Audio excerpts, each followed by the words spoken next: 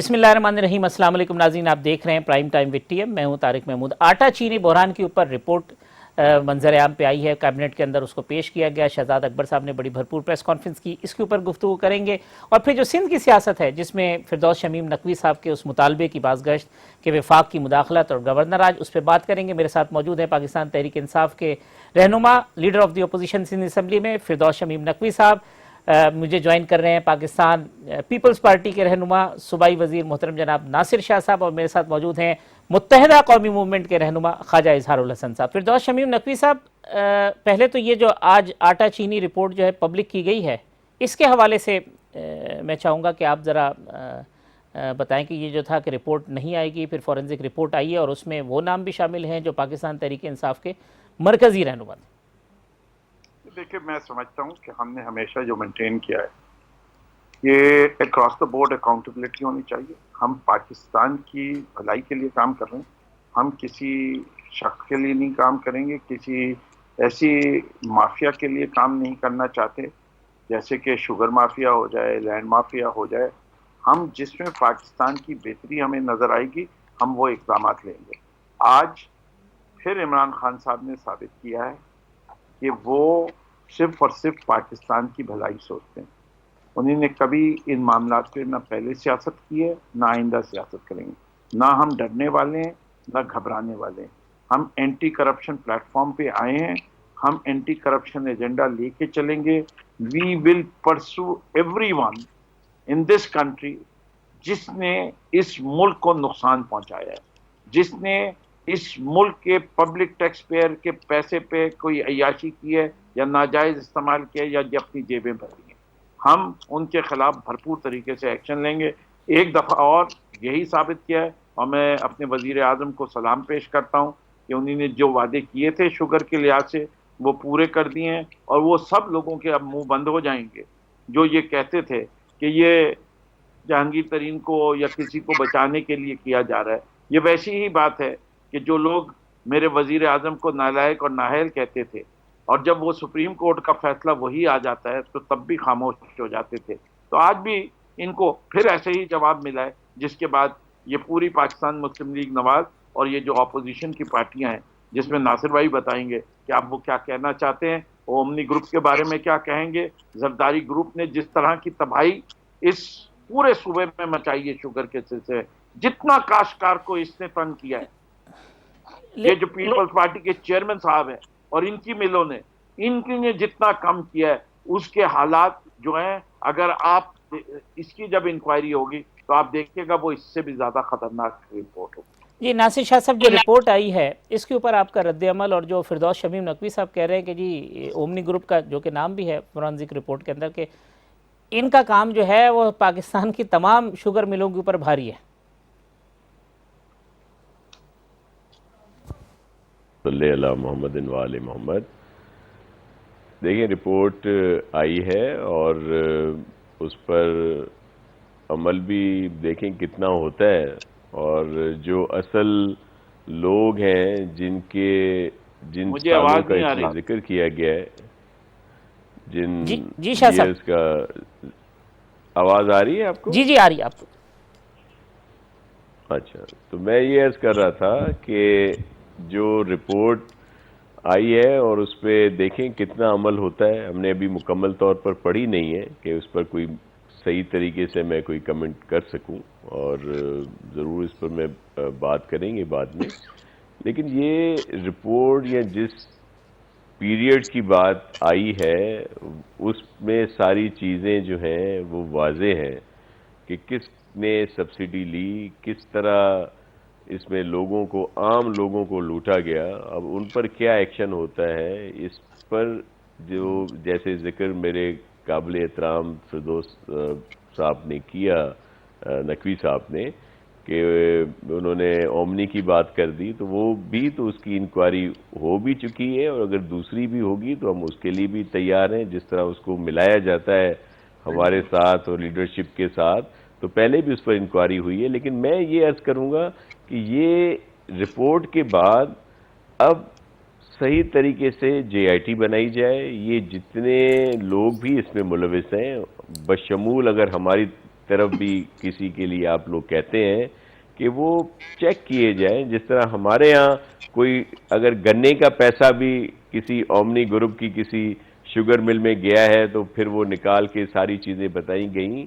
यहाँ तो बहुत सारों के नाम आएंगे जब ये पूरे आप चेक करें, अकाउंट्स चेक करें इन्हीं शुगर मिलों के जिनको सब्सिडी दी गई, जो गवर्नमेंट से वाबस्ता हैं या दीगर लोगों से वो लोग थे, कि वो अकाउंटों में से पैसे कहाँ मुंतकिल हुए। यानी आप और ये वो जो बेनामी शाह साहब, अगर मैं थोड़ा जो अकाउंट थे, जी जो मैं एक मिनट मुकम्मल कर दूं हाफिज नहीं, साहब, मैं कि सिर्फ वो जो बेनामी ऐड कर दूं कि ये आप कहने का मकसद ये है कि जहांगीर तरीन हो, खुसरो बख्तियार हो, ये लोग हों, इनके ये जो अरबों रुपए सियासत पे खर्च हुए तो वो यही पैसे हैं जो कमाए हुए थे और सियासत पे लगे।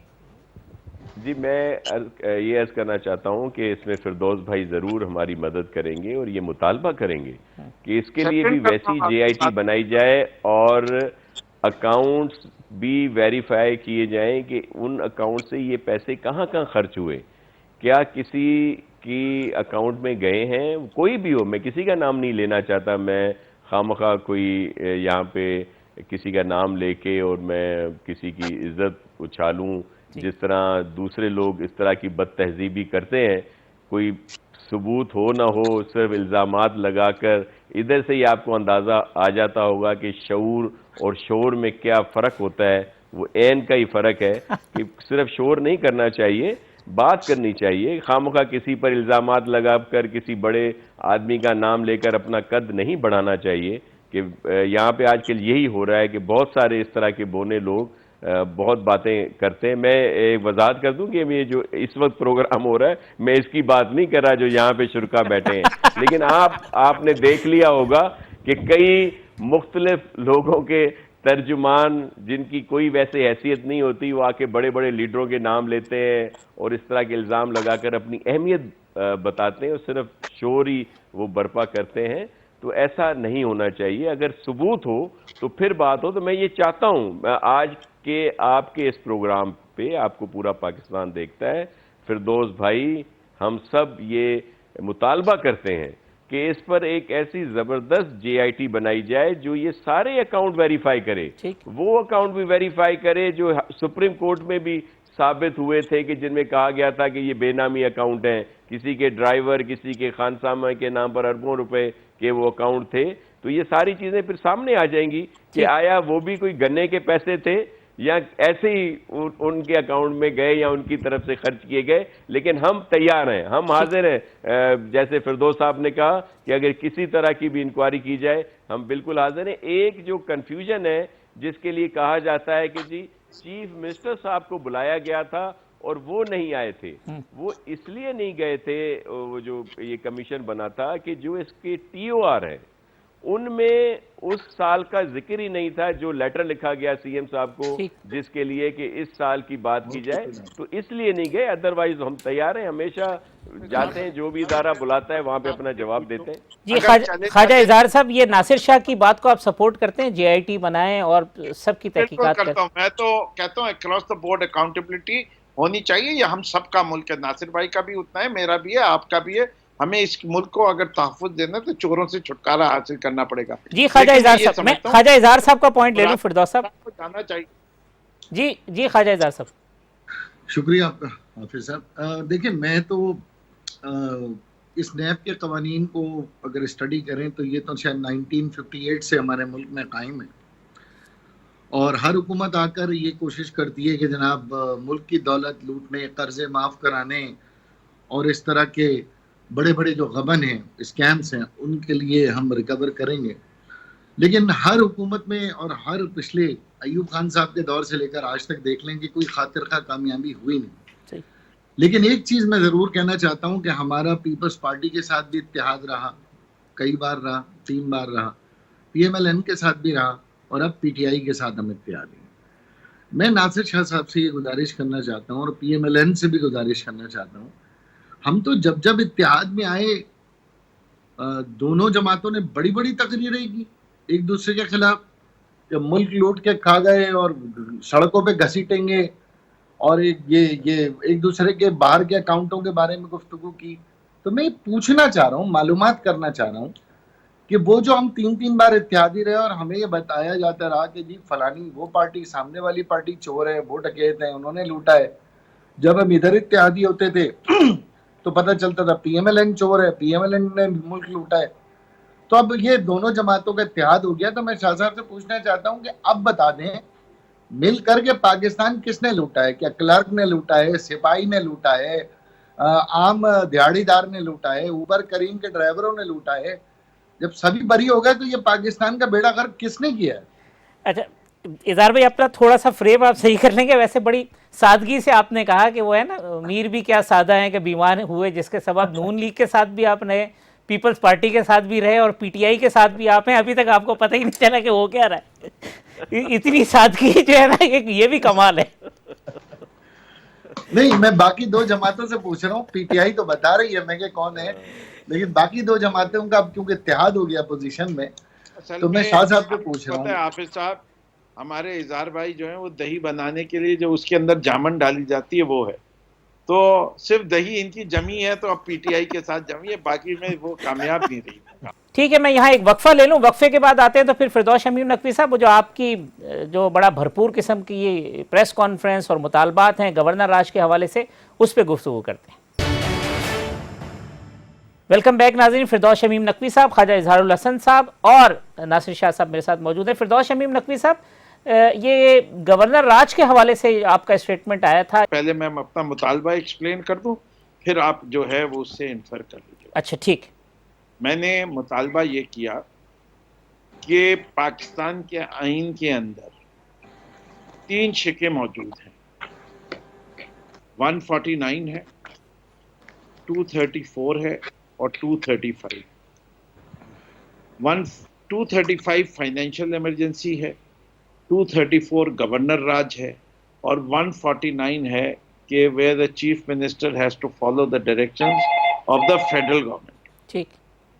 मेरे तजवीज़ और डिमांड जो थी वो ये थी कि 12 साल की हुकूमत देखने के बाद, उसके ज़मीनी नताइज देखने के बाद, सूबा सिंध में करप्शन देखने के बाद, सूबा सिंध की बदहाली देखने के बाद, सूबा सिंध पाकिस्तान का हिस्सा है और वफाक की अब जिम्मेदारी है कि अपने इस एक बाजू को संभाले, क्योंकि इसके हालात माशी तौर पर बिगड़ते जा रहे हैं।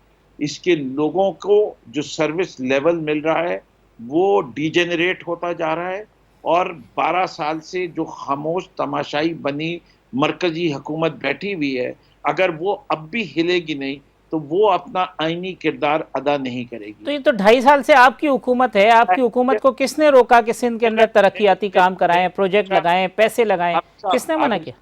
मेरा ताल्लुक सिंध से है, मेरी जिम्मेदारी as leader of the opposition Sindh की है।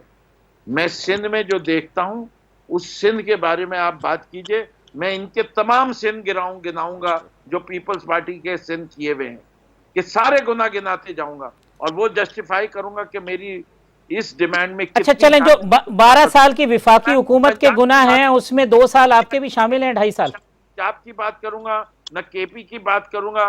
पंजाब वाले पंजाब को जाने, केपी वाले केपी को जाने, मैं सिंध का जानता हूं और मुझे पता है सिंध के हालात इतने बदतर होते जा रहे हैं कि अब मैं चाहता हूं कि वफाक जो है, इससे कि सिंध की गवर्नमेंट में कैपेसिटी नहीं है। और मैं ये साबित करूंगा नासिर भाई के होते हुए, बड़े अच्छे शख्स है, मेरे छोटे भाई हैं, मैं इनसे प्यार भी करता हूँ, इज्जत भी अपनी जगह, लेकिन चूंकि हमारा नजरियाती इख्तिलाफ है और हम बुनियादी तौर पे शायद इस बात पे तो एग्री करते हैं कि हम सबको पाकिस्तान की खिदमत करनी है, अपने सूबे की खिदमत करनी है, अपने इलाकों की खिदमत करनी है, लेकिन हमारा तरीक़ाकार और जमातों के ऊपर बहुत ज़्यादा इख्तिलाफ। ठीक। नासिर शाह साहब, जो आर्गूमेंट है फिरदौस शमीम नकवी साहब का, वो तो ये है कि सिंध गवर्नमेंट के अंदर कैपेसिटी नहीं है, कैपेबिलिटी नहीं है, और दूसरा वो कहते हैं जी विफाक ने 12 साल से कुछ नहीं किया सिंध के लिए।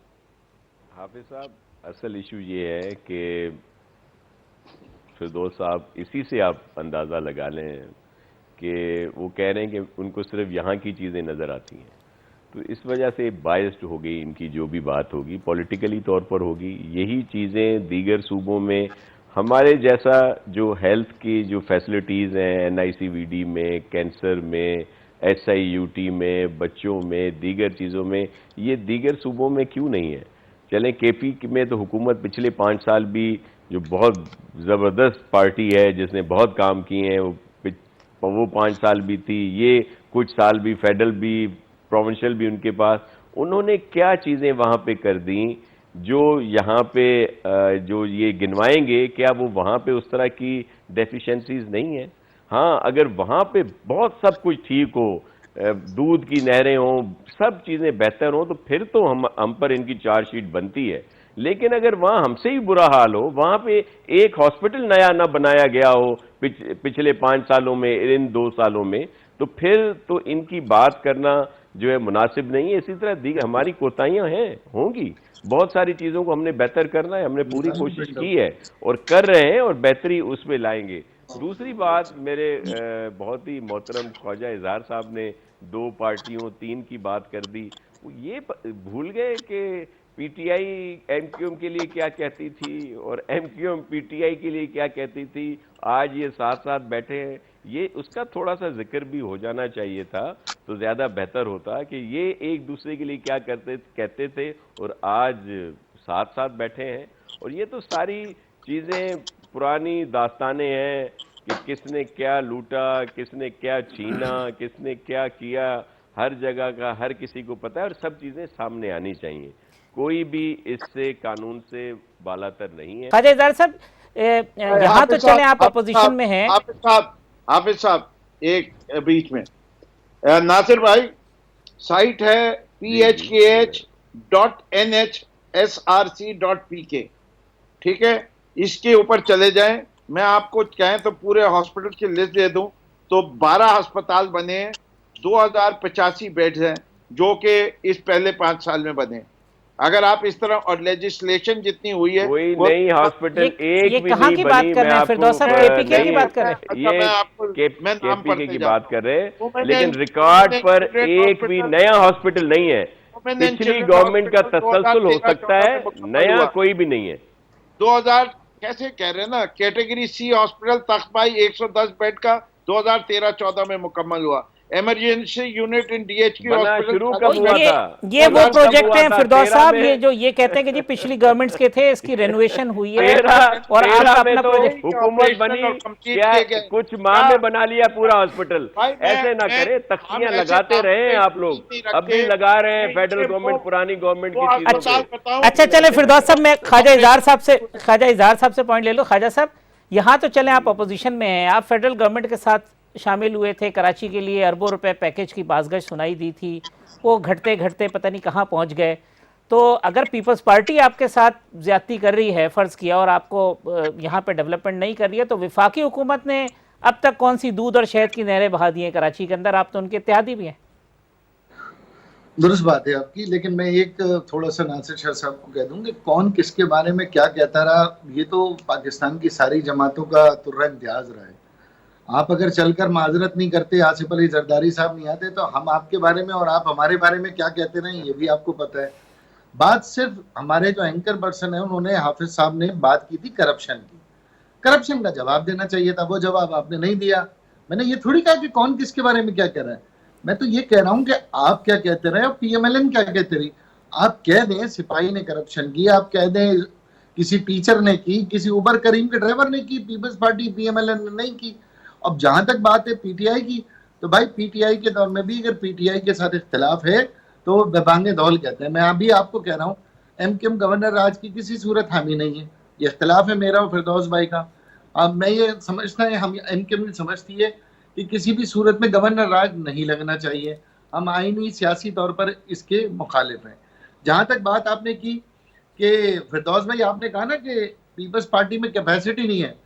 फिरदौस भाई, मैं 3.5 साल अपोजिशन लीडर रहा हूँ और इससे पहले पार्लिमानी लीडर और 12 साल असेंबली में रहा हूँ।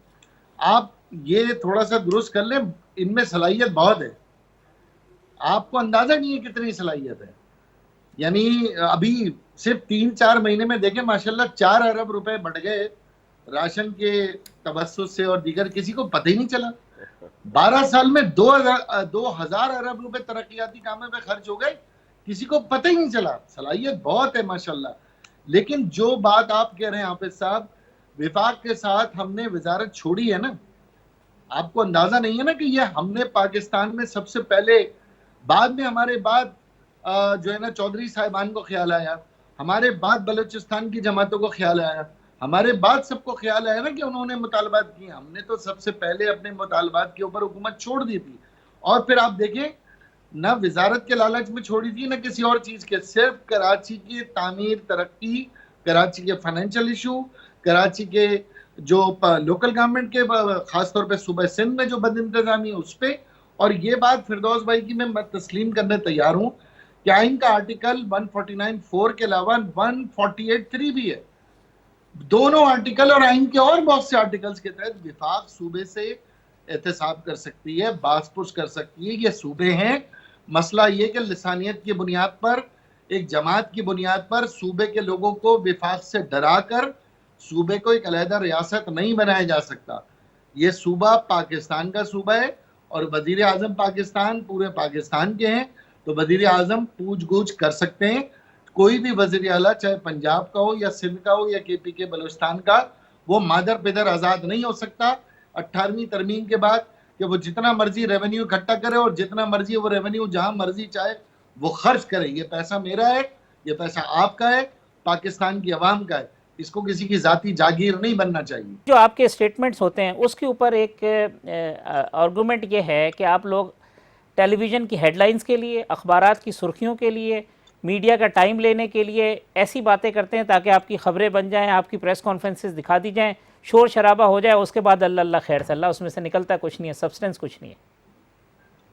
मैं समझता हूँ कि जब तक सब्सटेंस नहीं निकलेगा तो ये बात दुरुस्त कहलाई जाएगी, लेकिन क्योंकि मैं तो करता नहीं हूँ इस लिहाज से, I am a very serious player of politics, और मैं इस मामले को जब उठाता हूँ तो फिर मैं इसको आखिरी हद तक लेके जाता हूँ। तो आपके यहाँ आप समझते हैं कि PTI के नॉन सीरियस प्लेयर भी हैं जिनकी वजह से ये बात कही जाती है? नहीं कहा, मैंने जो बात कही, मैंने कहा अगर रिजल्ट नहीं आएगा तो जो इन्फ्रेंस हाफिज साहब ले रहे हैं उसको मैं डिफेंड नहीं कर सकूंगा कि गलत ले रहे हैं। ठीक। और साथ मैंने दूसरा स्टेटमेंट ये दिया कि मेरी नीयत ये है कि मैं इस चीज़ के लिए भरपूर जद्दोजहद करूंगा। अगर मैं कामयाब हो गया तो मुझे आप सुरखरू कह समझेंगे, और अगर मैं नाकाम हुआ तो आपका ये कहना कि मैं हेडलाइंस हासिल करने की कोशिश कर रहा था दुरुस्त होगा। तो ये आपका एंड रिजल्ट क्या है? अगर मुझे कहे कि 2 लाइनों में आप ये मकसद हासिल करना चाहते हैं। एंड रिजल्ट ये है कि मेरे सिंध के अवाम के हालात बेहतर हो जाए, मेरा पाकिस्तान तरक्की कर जाए।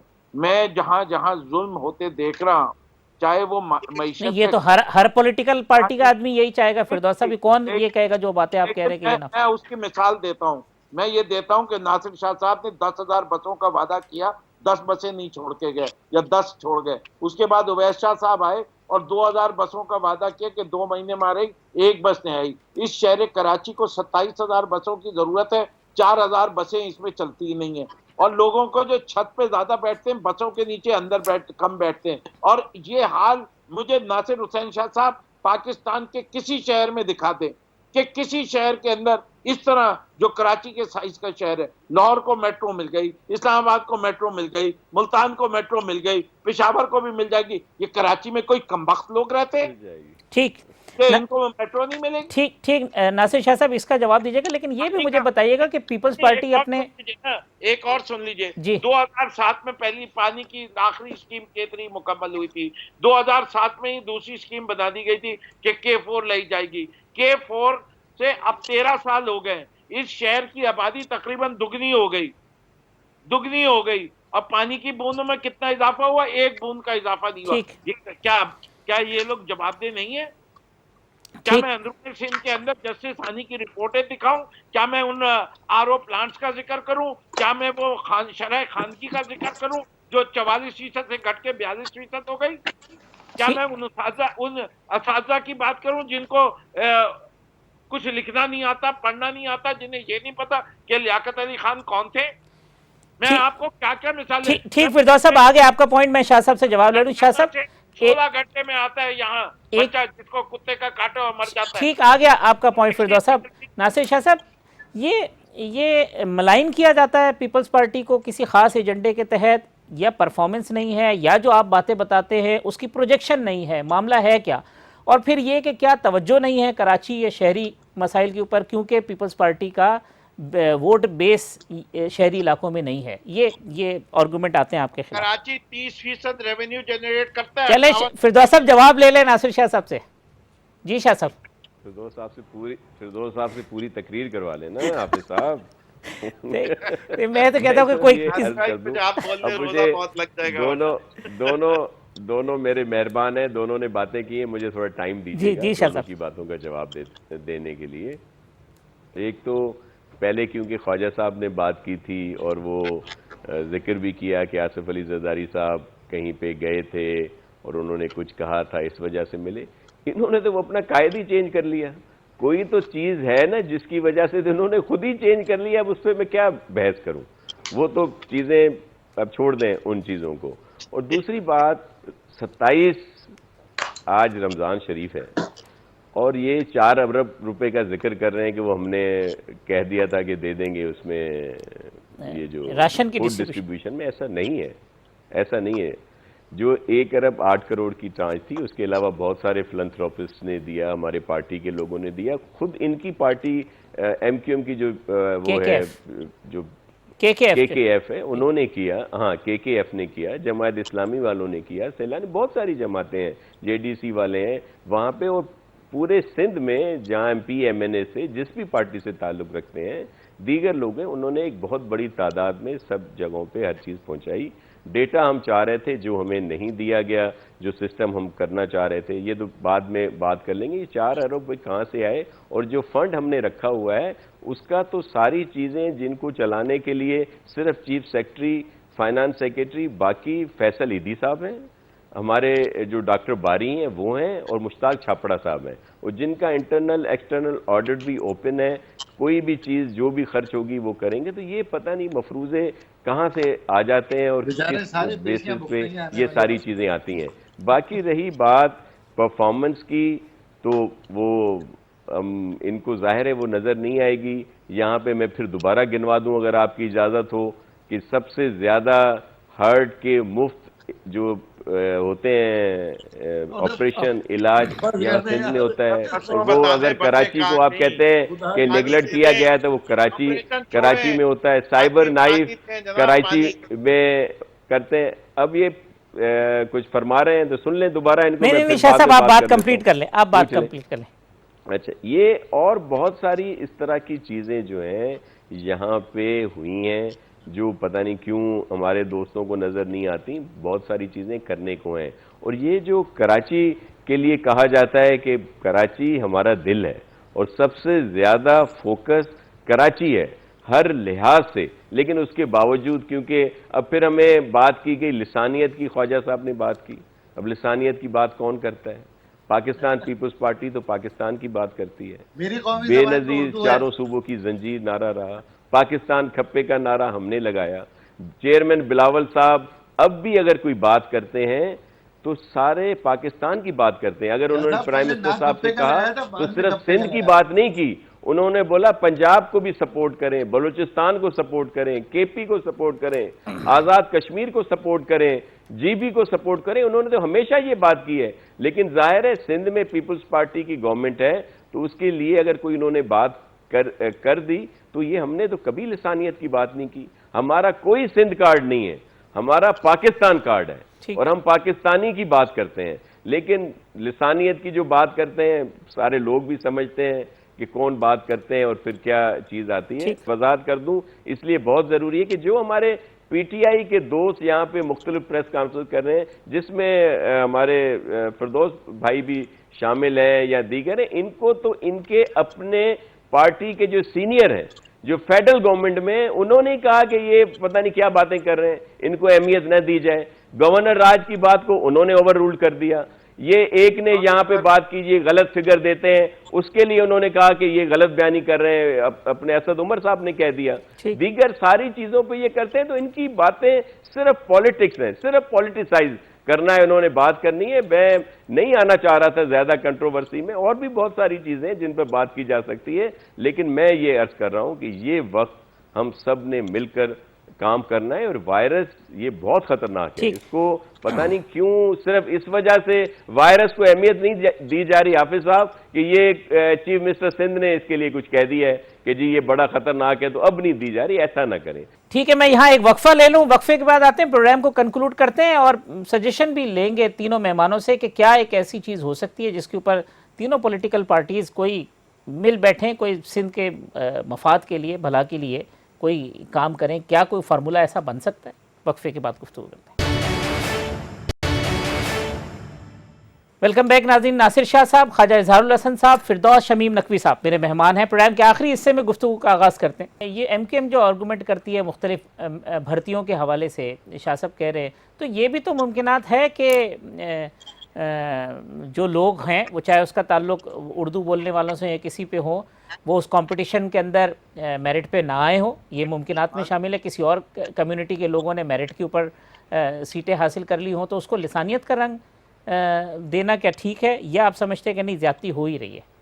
पहले तो हाफिज तारिक साहब मैं एक बात बता दूं कि मेरी कौमी ज़बान उर्दू है, जो कायदे-आज़म सबकी है, वो तो नासिर शाह साहब की भी है, मेरी भी है, फिरदौस हम भी प्यार करते हैं, उर्दू से प्यार करते हैं, मोहब्बत करते हैं, हम इसको अपनी ज़बान समझते हैं। कोई क्योंकि इलाकाई ज़बान नहीं है तो लिसानियत का मुझ पे तो इल्ज़ाम रत्ती बराबर भी साबित नहीं होता। मैं तो पाकिस्तान की कौमी ज़बान बोलता हूँ और यही मेरे बाबा अजदाद बोलते रहे और यही मेरे बच्चे बोलते रहे। बाकी ज़बानें सीखने का शौक़ है, इंशाअल्लाह कोशिश करूँगा कि मेरे बच्चे इस मुल्क के चारों सूबों की ज़बानें सीखें, जो कि राब्ते की ज़रूरत है। दूसरी बात, लिसानियत की मेहनत में ख़त्म करके मैं ये कहूँगा, देखें सिंध में जुल्फ़िकार अली भुट्टो साहब की एक तकरीर मेरे पास मौजूद है जो शायद नासिर शाह साहब ने भी नहीं सुनी होगी और पीपल्स पार्टी के बहुत लोगों ने नहीं सुनी होगी। मैं इस बार बजट में वो तकरीर का हवाला दूंगा। उसमें उन्होंने खुद 1973 में सिविल सर्वेंट एक्ट के कुछ कवानीन बनाए। उस वक्त MKM का वजूद नहीं था, उस वक्त MKM नाम की कोई सियासी जमात नहीं थी। 1973 बांग्लादेश के अलहदा होने के बाद जुल्फ़िकार अली भुट्टो साहब जब वज़ीर आज़म बने तो उन्होंने सिविल सर्वेंट एक्ट 1973 और सिविल सर्वेंट रूल 1974 उन्होंने उसका इजरा किया। उसमें 60% और 40%, 16 ग्रेड और उससे ऊपर की भर्तियों की मुनसिफाना तकसीम की एक बार नहीं 5 बार नोटिफिकेशन के जरिए ब्यूरोक्रेसी को, चीफ सेक्रेटरी को तंबीह की गई और भुट्टो साहब ने की। मुझे उस पर मुनसिफाना अमल चाहिए। आपके 60% में से मुझे एक सीट नहीं चाहिए, लेकिन कराची, हैदराबाद, सक्कर में से कराची में रहने वाले मुहाजिर, पंजाबी, सिंधी, बलोच, पठान, पूरे पाकिस्तान का हिस्सा मेरे 40% में है। मुझे वो ईमानदारी से चाहिए जो कि 2008 से जब से ये हुकूमत आई है उसमें सख्त तरीन बदइंतजामी और हमारा न सिर्फ हक मारा गया, लोग अपीयर होते रहे। इंटरव्यू में पब्लिक सर्विस कमीशन में बैठे हुए बदउनवान, करप्ट, मुतासिब लोग, वो जो कमीशन है उन्होंने उनको फेल करते रहे। यहाँ तक कि एक मेंबर ऐसा है जिसका टेलीविजन पर जिक्र है, मैं हाई कोर्ट में लेके गया हूँ उसके बच्चों के पास होने वाले क्राइटेरिया क्यों कि उसके अपने ही बच्चे जिनका डोमिसाइल सिंध में किसी और जगह का है, एक कराची अर्बन पे भर्ती हुआ है और एक सिंध रूरल पे भर्ती हुआ है और पब्लिक सर्विस कमीशन से पास हुआ है। ठीक। तो ये मामलात में आज से नहीं, असेंबली में ये नासिर शाह साहब 2008 में मेरा ख्याल है शायद मौजूद नहीं थे, उस वक्त आप दूसरी जमात में थे, तो हमने ये बात बार बार उठाई। आप सक्खर के नाजिम थे, यकीनन आप लोकल गवर्नमेंट में अहम जिम्मेदारी पे थे। हमने 2008 से ये बात उठाई और अगर अब इस मसले पर सिंध के सुन्नियों को भी जो है ना हमारे मिसगाइड किया जाता है, उन्हें भी गुमराह किया जाता है और एक तरफ कहा जाता है कि ये पूरा पाकिस्तान सिंध में रहता है, लेकिन जो पूरा पाकिस्तान कराची में रहता है, चाहे वो बलोच के बच्चे हों, चाहे वो पख्तून के हों, पंजाबी के हों, उनको पब्लिक सर्विस कमीशन में हिस्सा नहीं दिया जा रहा। मुझे अपना 40% हिस्सा चाहिए। और इस बार मैं आपको बता दूं, मैं पहले भी कोर्ट में गया हूं, मैं खुद भी वकील हूं, ईद के बाद फिर कोर्ट में जा रहा हूं। आप मुझे ये हिस्सा हंस के दें, आप मुझे हिस्सा रो के दें, ये मैं इंशाल्लाह लेकर आऊंगा। शाह साहब, अगर इस पे मुख्तसरन आप रिस्पॉन्ड कर दें कि अगर ऐसी कोई बदउनवानी हुई है तो तहकीकात करा लेने में क्या हर्ज है उसकी? मैं आपको बिल्कुल तहकीकात कराई भी हैं और बरतरफियां भी की हैं जहां पे इस तरह की रिपोर्ट्स हुई हैं। मैं यकीन दिलाता हूं हमारे यहाँ ऐसा बिल्कुल तासुर नहीं है।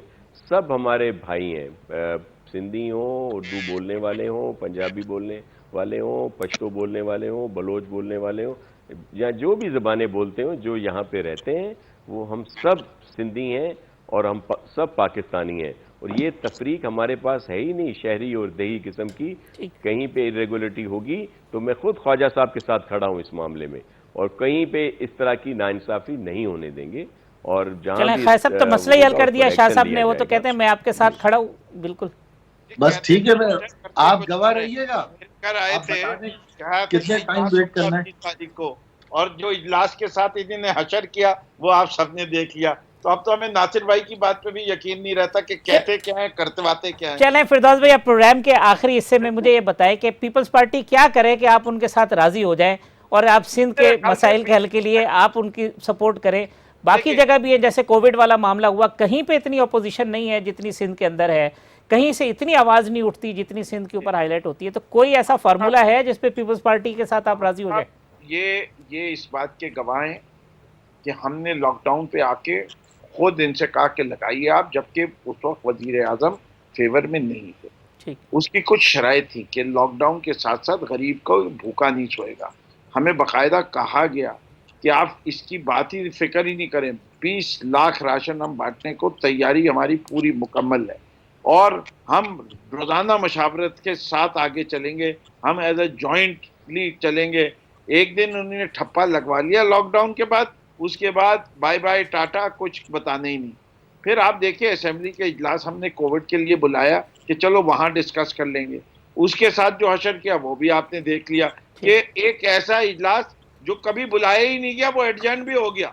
वाह भाई, ये कौन सा कानून है, ये कौन सा तरीकाकार है, वो ये बताएंगे। फिर आप ये देखिए कि इनसे कहते हैं हम काम करना चाहते हैं। भाई पब्लिक अकाउंट्स कमेटी मांगी थी, क्यों नहीं दी?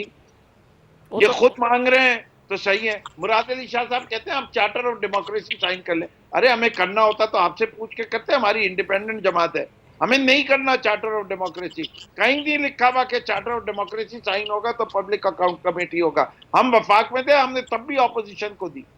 अच्छा चलें, आप फार्मूला बता देना एक लाइन में कि क्या होगा, पीपल्स पार्टी क्या करे कि फिरदौस शमीम नकवी साहब का गुस्सा कम हो जाए?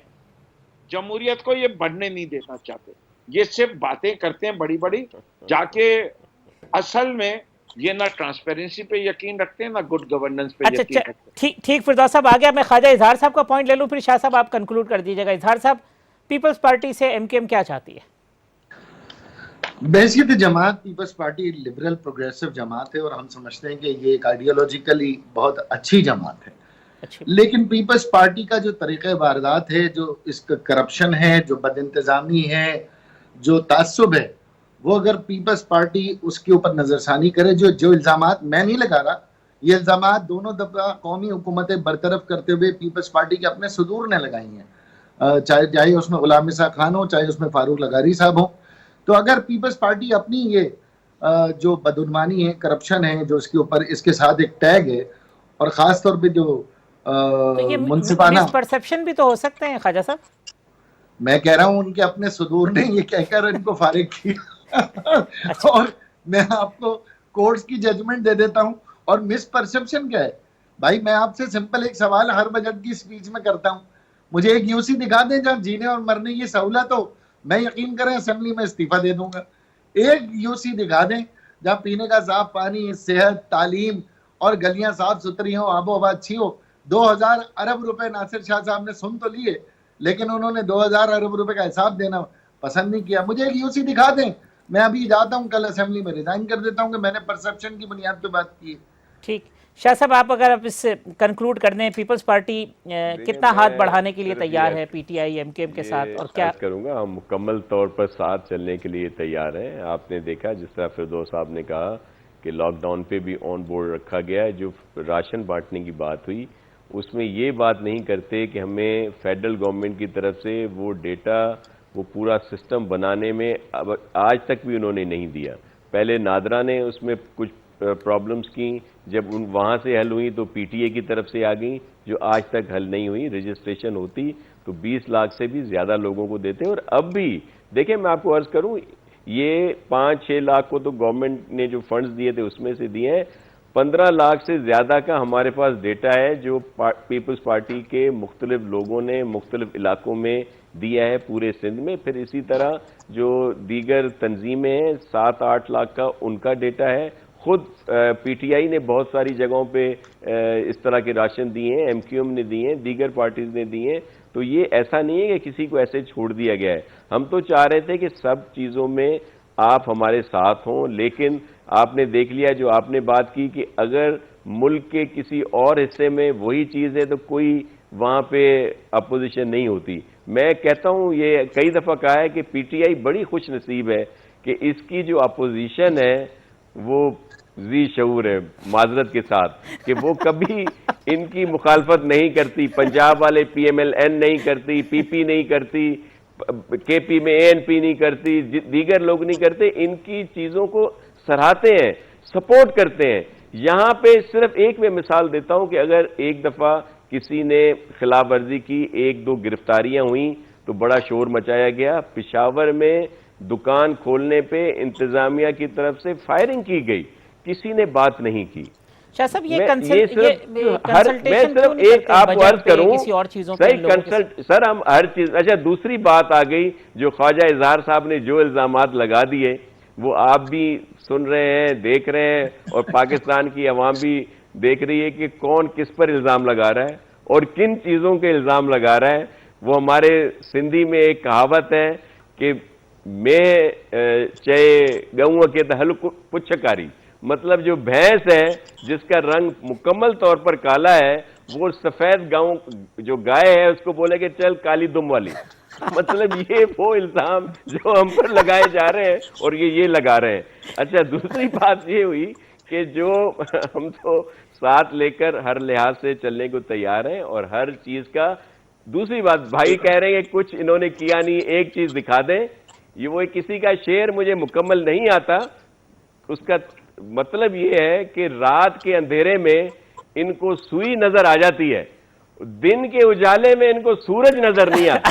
इनको एनआईसीवीडी कराची में नजर नहीं आता, साइबर नाइफ नजर नहीं आएगा, यहाँ पे जो और एसआईयूटी नजर नहीं आएगा, यहाँ पे और जो ट्रामा सेंटर नजर नहीं आएगा, यहाँ पे और जो बहुत सारी चीजें हुई जो थोड़े अरसे में अंडरपास बने, ओवरहेड बने, रोड बने, इंफ्रास्ट्रक्चर बना, दीगर चीजें बनी, वो कभी नजर नहीं आएंगी। वो सूरज है ना, चले वो सामने नजर आता है, लेकिन इनको नजर नहीं आएगा। ये इनको सुई जो अंधेरे में, रात के अंधेरे में भाई को सुई जो है ना वो जरूर नजर आ जाएगी। ओ सुई, यूनियन काउंसिल दिखा दो। ओ भाई, खुदा को मानो ख्वाजा साहब, लास्ट सेंटेंस खत्म कर दें।